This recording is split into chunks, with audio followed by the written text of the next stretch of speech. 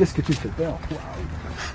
Alors, j'aimerais bien faire plus peur. Non, j'aimerais pas avoir peur, c'est pour ça que... Les mecs qui me disent ça, je me marre. J'aimerais bien faire peur, mais j'ai pas les moyens, tu vois.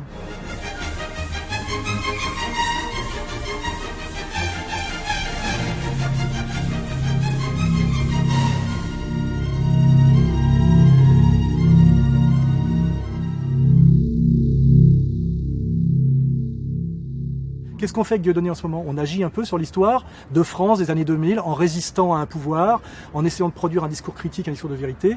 On essaye des grains de sable dans la machine, justement, à broyer l'histoire, c'est-à-dire à broyer l'inconnu, l'aventure, etc. Et je suis un amoureux de toutes les aventures historiques, qui est aussi bien d'ailleurs l'épopée napoléonienne, l'histoire de l'Europe des années 30, incroyablement chaotique et intéressante. Et ce que j'aime pas dans l'extrême droite, justement, c'est pour ça que je suis pas d'extrême droite, c'est qu'il y a beaucoup effectivement de constructions négatives, tu vois. Par exemple, la haine de la Révolution française, la haine de la décolonisation, et chez les types d'extrême gauche, c'est pareil en miroir, c'est la haine de la France, la haine de la colonisation. En fait, ça n'a aucun sens. Tu vois. Oui. Ce qui m'intéresse, c'est l'histoire de la colonisation et le dialogue entre Lyautey et Jules Ferry. La démocratie et le salariat, c'est strictement antithétique. Il ne peut y avoir de démocratie, si on veut être sérieux, que dans un monde de petits propriétaires, c'est-à-dire où chacun est maître de lui-même. Dès lors qu'on sort de l'échelle humaine, c'est-à-dire du monde des petits propriétaires, des petits producteurs, etc., on s'éloigne forcément de la démocratie. Alors après, le problème, c'est comment on fait un Airbus avec des PME, ce qui veut dire que dès qu'on est dans des grosses structures, il faut qu'elles soient sous contrôle du peuple, c'est-à-dire de l'État, mais d'un État dans un système démocratique. Le salariat est quand même, il faut oser le dire, dans grande partie une infantilisation. C'est-à-dire que quand tu es propriétaire de tes moyens de production, tu es ton propre patron, tu fais le boulot parce que tu le fais pour toi, tu vois. Alors que quand tu es salarié d'une structure qui devient de plus en plus abstraite, c'est comme quand tu es à l'école et que tu essaies d'avoir la moyenne et que tu te planques, tu vois ce que je veux dire? C'est-à-dire qu'il y a une déresponsabilisation, il y a un rapport aussi affectivement froid, c'est-à-dire que tu n'en as rien à foutre. Avant Ford, tu as une aristocratie ouvrière qui fabrique une voiture de A à Z et le type sait à peu près tout faire dans la bagnole. Oui. Donc d'abord, il a un travail qui est épanouissant, parce que c'est un travail qui met en jeu son intelligence, tu vois. Alors qu'avec le Fordisme et le Taylorisme, la partialisation du travail, tu as le salariat et la fonction répétitive et bête. Et s'ajoute à ça après l'extension du secteur tertiaire, qui est le travail de bureau, qui est un travail strictement improductif, tu vois, très féminin d'ailleurs dans sa fonction, tu vois, et qui produit une psychologie, un rapport au monde, un rapport aux autres, qui sont les conditions inverses de la démocratie grecque. Tu vois ce que je veux dire? C'est des gens très peu responsables, qui font un travail idiot, pas productif, c'est-à-dire que quand tu fais pousser un arbre, il pousse, il y a un échange, tu vois. Et cette société de petits salariés du tertiaire, d'ailleurs unisexes, non productifs, etc., produit forcément des individus dont les qualités ne sont impropres à désirer et à incarner la démocratie. Or, l'Empire veut, comme par hasard, une société de salariés généralisés, et je vois bien que l'ennemi de l'Empire n'est pas le prolétaire, c'est ça qu'on découvre, c'est les classes moyennes. La classe moyenne, c'est les petits patrons, c'est-à-dire propriétaires de la moyenne production. Que cette vision classe contre classe est finie, et aussi parce qu'il y a eu, et ça c'est il n'y a pas une classe possédante extrêmement riche, une jet set, des gens vivant totalement hors de la réalité, d'ultra fonctionnaires. C'est pas les bourgeois, ça. Non, c'est plus les bourgeois. Les cons et les petits merdeux qui parlent de lutte des classes, avec leur savoir de nains, tu vois, pensent encore qu'il y a des bourgeois et des prolétaires, et pour eux, le bourgeois, c'est le mec qui a une belle maison à côté de chez eux, tu vois, c'est-à-dire un mec qui est patron d'une PME qui est en train de crever, tu vois ce que je veux dire. Ils n'identifient pas qu'un techno-gestionnaire salarié est infiniment plus un agent du capital qu'un petit patron. Donc le problème, c'est que moi, je veux bien qu'on parle de possédant et de possédé, mais c'est des concepts et des catégories qui sont dialectiques et qui ont bougé. Or, il s'est passé, depuis les années 60, notamment en France, une extension du secteur tertiaire, qui sont des gens qui ne sont ni prolétaires ni bourgeois, mais qui sont des salariés de ce qu'on appelle les couches moyennes salariées, et qui s'identifient à des petits bourgeois sans être propriétaires de leur moyen de production, qui méprisent les prolétaires alors que ce sont finalement des petits cols blancs qui ont des conditions de vie très proches des cols bleus, tu vois ce que je veux dire. Donc il n'est plus possible aujourd'hui de vendre, sur le plan idéologique comme sur le plan structurel, un combat de classe, tu vois, classe contre classe. Et donc aujourd'hui, c'est effectivement les classes sociales existent, mais la complexification des rapports de classe fait qu'aujourd'hui, pour moi, il y a une oligarchie, c'est-à-dire une hyperclasse, dont parle Attali très bien, il y a une hyperclasse qui est en haut, et une oligarchie financière. Il y a une sous-classe de gens qui sont totalement désocialisés, qui sont ce qu'on appelle les sous-prolétaires, qui sont des parasites aussi, puisqu'ils vivent des aides sociales. Et ceux qui payent pour cette pour cette surclasse et cette sous-classe sont les classes moyennes. Parce que ceux qui sont pressurés par l'impôt, c'est les classes moyennes, tu vois. Et il y a après un glacis des couches moyennes, qui sont soit socialistes, soit UMP, et qui sont les salariés moyens, qui ne comprennent rien, mais qui sont une catégorie neutre, tu vois, et qui, en fonction de leur sensibilité, voteront un coup socialiste, un coup UMP, c'est-à-dire la même chose. La social-démocratie de marché les maintient toujours dans un état consommation-production à peu près équilibré, tu vois, pour qu'ils puissent acheter une bagnole tous les 7 ans, etc., etc. Donc la question, c'est sur quelle classe s'appuyer pour faire la révolution, et la réponse, c'est aucune, tu vois ce que je veux dire ? Même pas le lumpen-prolétariat, même pas les Surtout précaires. pas. Le lumpen-prolétariat a tout intérêt à ce que cette situation dure. Quand tu es RMiste et que tu vis dans la marge, tu as intérêt à continuer à toucher le RMI. Or, le RMI, qui c'est qui le paye ? C'est moi. Tu vois ce que je veux dire ? C'est les travailleurs indépendants. Oui, mais si le RMiste, on lui donne un travail d'office, il va prendre la place de quelqu'un d'autre. Mais il n'a pas envie de travailler, le RMI. Tu rigoles ou quoi ? Je veux dire, tu gagnes pratiquement autant aujourd'hui sans travailler qu'en travaillant. Je veux dire, le but, Je suis un réalisateur RMiste. Le but, c'est d'échapper au salariat. Avec le RMI, tu empêches toute révolution. Tu veux dire ? Le RMI plus les aides sociales, l'aide au logement, etc., fait qu'un type totalement marginalisé par le système, s'il ferme sa gueule et qui se contente d'un alcoolisme léger, peut vivre avec 6 000 balles par mois.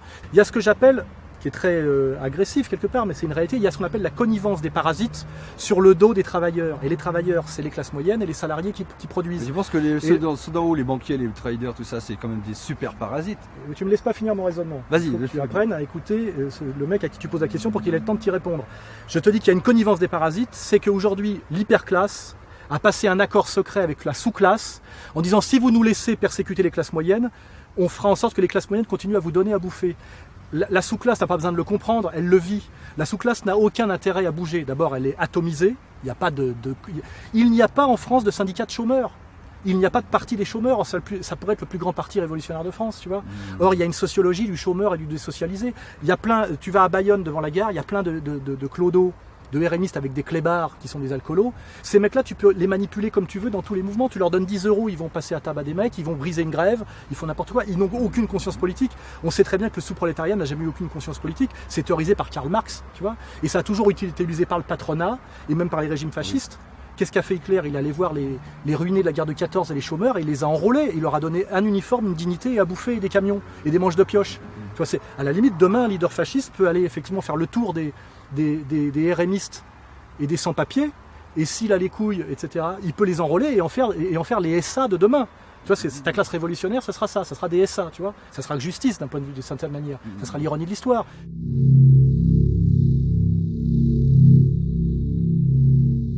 Un type qui n'a pas de dimension et d'enracinement est un névrosé. Et on sait très bien, les marchands l'ont théorisé justement aux États-Unis des années 20, qu'un névrosé consomme. C'est la notion d'objet transitionnel. Un bon consommateur et un bon soumis à la démocratie de marché, c'est un individu solitaire, dépressif et qui consomme pour lutter contre sa dépression. C'est le pire des citoyens, mais c'est le meilleur des sujets de l'empire marchand. Donc de toute façon, il faudra à un moment donné qu'il n'y ait plus le temps de loisir, parce que le temps de loisir avait un sens quand il y avait la vie familiale et les pratiques associatives. Moi, pendant mon temps de loisir, je fais du vélo avec mes potes. C'est quelque chose. Mais aujourd'hui, dans cette société d'obèses apathiques, il faut que le type passe du travail à la consommation, du travail à la consommation, du travail à la consommation. Tu vois ? C'est-à-dire, il est vendeur chez. Ce qui est marrant, c'est la vision. Il est vendeur chez Virgin, et quand il n'est pas vendeur chez Virgin, il est client chez Virgin. Tu vois ce que je veux dire ? Il passe d'un côté à l'autre de la caisse sans sortir du Virgin. Tu vois, du Virgin Megastore, qui est d'ailleurs un environnement global avec le restaurant, la salle de cinéma. Tu vois bien qu'il y a le centre commercial est un monde clos. Et ceux qui ont inventé la démocratie, quand même les Grecs, qu'est-ce que c'était ? Des petits propriétaires terriens, des militaires en armes, c'est-à-dire des soldats, et ces gens-là, qui étaient peu nombreux d'ailleurs, entourés d'esclaves, mais ça c'est un autre sujet, se réunissaient sur l'agora pour discuter ensemble des lois. Donc la démocratie, c'est quand même ça, ce sont des gens qui sont propriétaires de leurs moyens de production, dans une échelle de petits producteurs, c'est-à-dire... Bon, il y a le problème de l'esclavage, effectivement, qui est très important, mais il n'y a pas de gens au-dessus d'eux, il n'y a pas de multinationales, tu sais ce que je veux dire, qui sont des soldats, c'est-à-dire que c'est eux-mêmes qui se battent, et qui font la loi, donc elle n'est pas transcendante, elle n'est pas révélée, tu vois, et qui font la loi ensemble. Ce qui n'est pas tellement la démocratie de la Révolution française, en réalité, tu vois, qui a beaucoup plus à voir avec le marxisme, d'une certaine manière, et les grandes visions eschatologiques, et la délégation, tu vois ce que je veux dire, où les types pensent à la place des autres, et qui donne d'ailleurs c'est le grand hiatus entre l'Amérique et l'URSS que j'ai compris tardivement. En réalité, les vrais démocrates respectables américains, c'est la classe moyenne qui revendique son autonomie. C'est la vision quelque part de Audiard, tu vois, le petit patron à qui on la fait pas, le patron de bistrot, le chauffeur de taxi, et qui tient à son indépendance et qui veut qu'il y ait personne au-dessus de lui et qu'il n'y a pas trop de gens en dessous de lui non plus. Sans les nations, il n'y a pas de sport.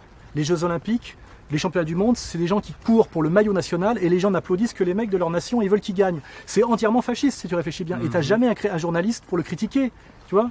Or, tu as le droit d'être nationaliste que dans le sport aujourd'hui. Parce que sans nation, il n'y a pas de spectacle, il n'y a pas d'engouement, il n'y a pas d'adhésion. On est nationaliste fondamentalement, et quand on n'est pas nationaliste, on est attaché à sa ville. Qu'est-ce que c'est que les équipes de foot? C'est Lyon, même si derrière il y a Peugeot, j'en sais rien, etc. C'est des attaches. Or, ce qui veut dire que l'attachement identitaire est une constante anthropologique qui n'est absolument pas réduite. Par contre, l'Empire, qui veut produire des ilotes, des gens sans racines, sans identité, les persécute, si tu veux, cette adhésion à la nation et les racines par tous les moyens, sauf dans les secteurs où ça lui fait gagner de l'argent.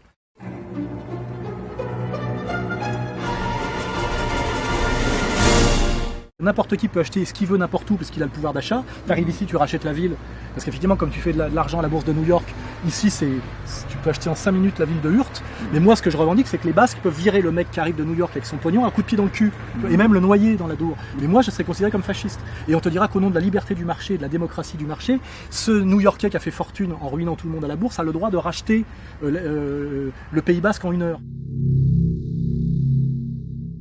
Le désir, c'est de renoncer, c'est ce qui tend vers le plaisir. Donc c'est une action vers un but. Le plaisir, c'est, comment dirais-je, l'apathie qui suit le moment très court du plaisir. En fait, le désir est quelque chose de fondamental, parce que c'est ce qui, toi, le désir de faire une performance à vélo et d'arriver quelque part fait que tu pédales. Le plaisir, c'est la tête ignoble du type qui vient d'éjaculer. Tu vois ce que je veux dire, c'est la jouissance. En fait, la phrase ignoble de l'époque contemporaine que répètent systématiquement tous les cons et tous les sportifs, c'est j'ai pris beaucoup de plaisir à. Tu vois, c'est ignoble, tu vois. Et parce que c'est le contraire même de la sublimation, tu vois. Parce qu'en fait, le propre de l'homme, c'est quoi? C'est avoir la capacité, par son imagination, de renoncer à un plaisir immédiat pour un plaisir ultérieur, sans cesse repoussé, qui fait qu'il se projette et qui produit l'histoire et qui produit ce qu'on appelle l'histoire, c'est-à-dire une création dont les animaux sont à peu près incapables. Donc c'est ce qu'on appelle la sublimation, c'est-à-dire renoncer au plaisir pour aller vers un plaisir ultérieur, soi-disant plus grand, plus beau, plus fort, mais qui n'est pas du plaisir, qui est de la tension et qui est en réalité même du déplaisir, qui est de la souffrance. Le désir, en réalité, c'est de l'effort. Et l'effort, c'est quand tu pédales, est-ce que tu souffres ou est-ce que tu jouis? En réalité, tu es dans un projet. Hein. Là, on construit tout ça. Tout ce qui est de l'ordre du désir est très intéressant, parce que c'est là qu'est tout l'homme. Tu vois, c'est Bernard Palissy essayant de trouver le secret de la faïence. Tu vois, le plaisir, c'est horrible. Tu vois, c'est la jouissance, c'est l'apathie, c'est surtout la détumescence. On le sait, c'est la petite mort. Tu vois. Et aujourd'hui, on a, par l'idéologie du désir, qui est en fait une idéologie du plaisir, on a glissé du désir au plaisir et on est tombé dans l'obésité, tu vois, le mec avachi avec sa zapette en train de boire un yop devant le sport à la télé, mais qui ne fait pas de sport. La vraie naïveté, c'est de dénoncer le totalitarisme antidémocratique. C'est très facile, c'est annoncer, les mecs, ils ont des uniformes. Et ça a occulté que le vrai totalitarisme, celui qui est toujours en place, qu'on appelle l'autre l'Empire, n'est pas faux, mais disons que c'est une variante. C'est très faible. Je veux dire, la communication, c'est beaucoup plus fort que la propagande, on l'a bien compris. C'est-à-dire, faire dire des choses par une hôtesse, par une blonde à gros seins, plutôt que par un mec en uniforme vert de gris, c'est infiniment plus subtil. Et c'est ça la domination contemporaine. Et les génies de la domination sont ceux qui ont compris qu'il fallait que le totalitarisme s'exerce par l'intermédiaire d'hôtesses, de jeunes femmes séduisantes, et pas par des mecs, des hommes de 40 ans en uniforme. C'est toute la différence entre l'URSS et les États-Unis. Ce principe de la société des ilotes, de faire des hommes dépressifs qui vont mourir en bonne santé et dont Attali dit qu'il faudra les euthanasier, c'est-à-dire que le but de tout ton système, si tu réfléchis bien, c'est de pouvoir m'euthanasier en parfaite santé à 65 ans, totalement dépressif dans un ennui total. Je revendique une vie d'aventure, j'espère que je ne mourrai pas dans mon lit. Je revendique de mourir pour la France, pour la lutte antisioniste. Je trouverais très beau et très héroïque de mourir assassiné par mes ennemis. Il n'y a aucun problème. Et quand je fais du vélo, je prends le risque de me faire renverser par un connard, un chauffard ivre-mort. Ça fait partie des risques de la vie. Voilà, tu vois. Dans le temps, on savait qu'on était né pour mourir. On avait une vision transcendante de la vie où on s'en remettait un peu à Dieu, au fatum et au destin. Je n'aime pas la conception statisticienne de la vie. Malheureusement, je suis un petit bourgeois français aux yeux bleus, et je peux me cacher derrière rien, tu vois ce que je veux dire? Tu peux même pas te dire Donc, savoyard. Oui, c'est rien, donc je suis toujours Oui. Et ce que je veux dire, c'est qu'aujourd'hui, un Zemmour peut dire ce que je dis parce qu'il est un peu protégé. Alors c'est à la fois très bien, mais en même temps, c'est un peu dégueulasse. Il y est pour rien d'ailleurs, mais tu vois. Alors, on va Je bifurquer, serais d'origine immigrée, je serais d'origine juive ashkénaze, ça passerait beaucoup mieux ce que je dis. Mais j'ai pas malheureusement, il y a un délit de sale gueule aujourd'hui, il y a un délit de faciès, c'est que je suis un pauvre Gaulois, tu vois, de la Tu classe crois que c'est moyenne. parce que tu es gaulois, Bien sûr. c'est parce que tu n'as peut-être pas adhéré au code de la classe dominante. Non, mais Zemmour non plus. Ce que je veux dire, c'est que malheureusement, je pourrais dire beaucoup plus de choses. On m'a reproché d'être chauve, par exemple. Tu vois? C'est-à-dire que je suis facho. Tu te rases en fait? Ou t'es chaud naturel? Les deux. Je me rase parce que je suis atteint d'alopécie. Alors, Ok. et Bernard-Henri Lévy sera toujours considéré comme un type un peu de gauche parce qu'il a les cheveux longs. Alors le problème, c'est comment fait-il maintenant qu'il perd ses cheveux? Toi, les mecs, un Glucksmann, qui est sarkozyste, qui a appelé à voter Sarkozy, qui a appelé à voter pour la guerre du Golfe, comme l'ignoble Romain Goupil, ces types-là ne s'en sortent que parce qu'ils ont encore des cheveux. Tu vois ce que je veux dire? C'est-à-dire que. Tiens. Et d'ailleurs, je me demande s'ils n'ont pas des moumoutes, parce que je vois pourquoi ces mecs-là à 60-70 ans, tu vois. Parce que je me pose aussi la question de Jacques Higelin, tu vois. Tu vois, les mecs, ils disent que des conneries, ils sont devenus réactionnaires, ils sont bouchistes quand tu regardes bien de façon plus ou moins Même honteuse. Jacques Higelin? Bah, c'est le copain de Romain Goupil, il lui a pas craché la gueule, ils sont toujours ensemble, copains comme cochons, tu vois. L'autre, il a appelé à la ratonnade de la guerre du Golfe Bon, officiellement. est-ce que l'amitié, ça consiste pas comme ça? C'est Ça un autre n'inclut sujet. pas de C'est un laisser autre des sujet. amis dire des Je te conneries. dis que si ces Oui. types-là étaient chauves, comme ils doivent l'être à 70 ans, ça passerait beaucoup moins bien leur discours, ça serait des fachos. C'est-à-dire qu'ils s'en sortent parce qu'ils ont les cheveux longs. Alors la question que je me pose, c'est par quel miracle, bon, ils ont compris qu'il fallait avoir les cheveux longs pour encore passer pour un mec de gauche alors qu'il n'y avait plus rien de gauche en eux, tu vois, comme Christian Clavier, tu vois, il devrait se couper en brosse, tu vois.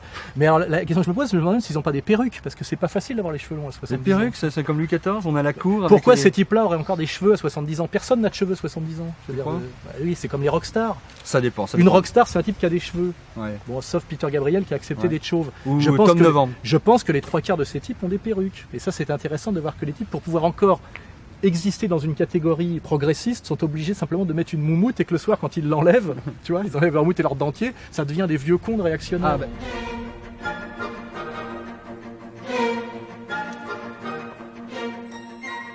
Moi, je suis journaliste aussi. C'est que tu me poses des questions très longues dans lesquelles il y a déjà la Oui, réponse. oui. Et ça, c'est le danger du type qui est toi, qui en Oui. fait a très envie de répondre à ma place. Ça se sent. Si tu veux. Oui, ça un se sent. intervieweur, c'est pas un mec qui montre qu'il est plus intelligent ou aussi intelligent que le mec qui répond. Ouais. C'est un mec qui aide le mec qui parle à briller. Tu vois. Moi, je suis Mhm. journaliste de profession. Faut que Ouais. tu apprennes ça. Tu vois. Mhm. Là, c'est toi qui as envie t'as envie de t'auto-interviewer en réalité. Ouais. Donc, tu te sers de moi pour ça. Tu vois, moi, je suis journaliste professionnel. Je te le dis tout de suite. J'ai 25 ans de maison. Tu vois. Et alors ça, c'est autre chose. Alors c'est pas tout à fait ça, mais Non, inconsciemment mais c'est certainement bien sûr, ça. C'est ça, parce que C'est c'est un certainement métier ça. aussi, tu vois, donc je le fais. Ouais. Tu vois. Il faut faire des questions assez courtes et ouvertes. Mhm. Si dans la question il y a déjà la réponse, à la fin je dis oui, tu vois. Je dis, en fait, si je vais au bout de ta logique, je réponds oui à tout ce que tu me dis, parce que tout ce que tu dis est vrai et est juste. Mais le problème, c'est que le boulot du journaliste, c'est que ce soit. En fait, il faut que Ouais. tu te serves de moi pour dire des trucs que tu as envie de dire et que tu ne diras pas toi. C'est ce Ouais. que fait d'ailleurs très habilement, pas Zemmour, Tadei. Tadei est très bon. Mais ça marche dans le film d'avant. Non, mais après, c'est un style. Mais le danger, c'est qu'à Non, la c'est fin. parce que j'avais peur que j'arrivais pas à remplacer avec toi, parce que quel torrent tu au n'as pas- téléphone. Mais tu n'as pas en placé une. Tu es là pour me poser des questions, moi je suis là pour parler.